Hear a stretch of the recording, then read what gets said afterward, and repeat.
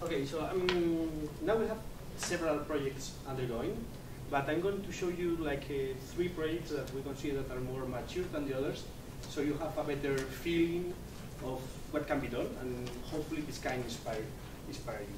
So the first project, which is called Social Media for Social Protection, has been done in Uslab, Jakarta, in collaboration with the Ministry of Planning and also some private sector partners. Here, the question is how food and fuel prices in Indonesia are discussed in social media.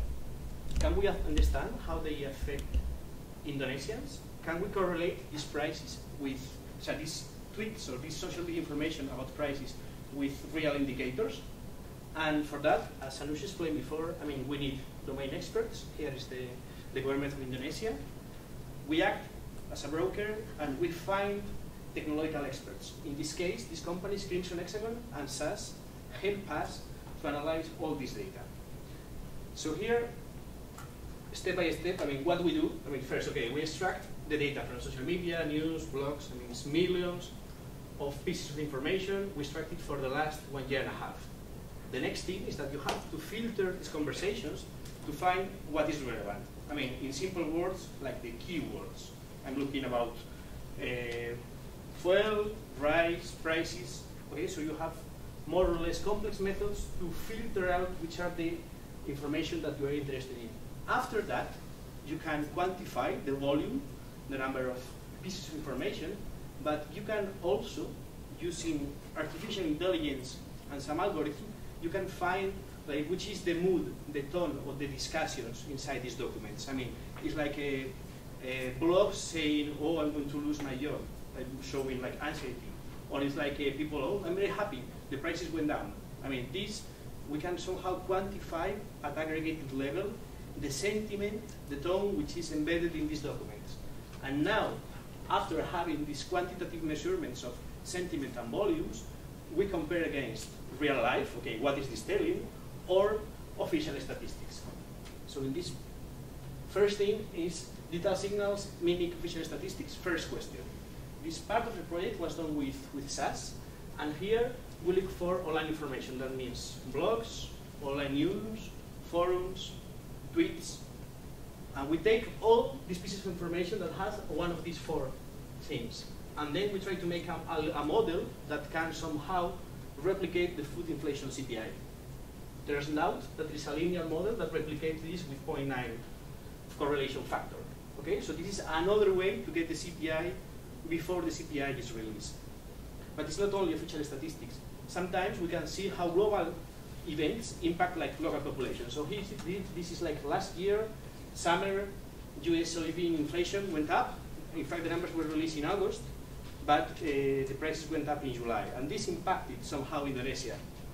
Prices go up in the US, go up in Indonesia, and Indonesia people in Twitter, so this is tweets, start to discuss in tweets, hey, the price of tempeh and tofu, which are soybean-related products, is going up. What's going on? So we can see in the population this effect. This is July, before this was released in August. Okay? And here is the moment when the government decided to subsidize tempeh and tofu, so take measures. Just for comparison, because the thing here is that it's quantitative, this is Ramadan. So as you see, in Ramadan, people also tweet about food.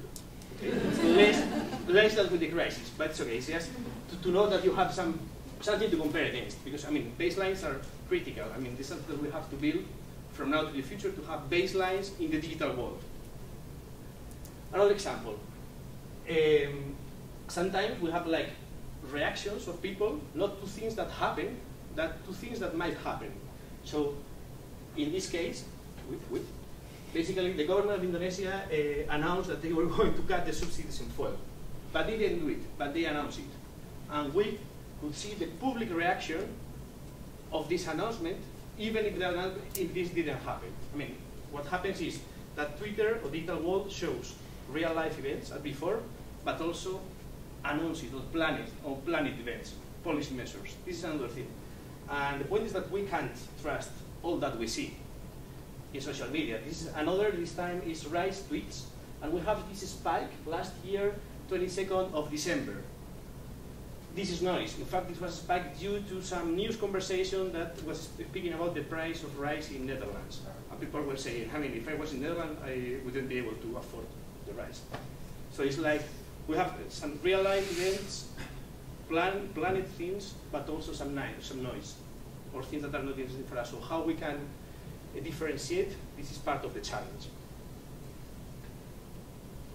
Another research example I want to share with you is this data for development challenge, which in fact we help Orange Telecom, the World Economic Forum, University of Louvain, and GSMA Association to make this mobile phone dataset challenge. Okay, the idea was that Orange released for the first time ever phone calls, phone records, but anonymized and aggregated to the community of researchers, and they say, okay, here you have 2.5 billion anonymized records.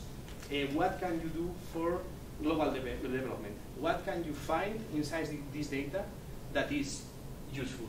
So 200 research teams applied, and 80 teams submitted a research. So this was the first time ever that 80 teams worked in the same datasets, trying to find insights related to development. We should note that these were records of that a call was made from one location to another location. These aren't people's conversations.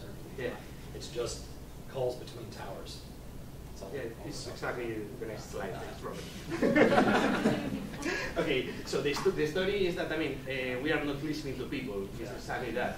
So what they did before giving this data to do research is a process of aggregation and anonymization, just to ensure that this respects privacy. How this is done? So the first thing is you have raw data, and before it goes out to another computer, is already anonymized. So the phone numbers are hashed. No one can ever come back to see which phone number was that. This is the first thing before going even to another computer. The second thing, you aggregate it. And this is exactly what Robert was saying. The data sets that we were into the community, in fact, were like number of calls per hour from this cell tower to this other cell tower, or number of people moving from this region to this other region. Okay, so somehow it's like statistics. It's like this. I mean, now we are confident with the statistics at city level. So this is statistics on phone usage.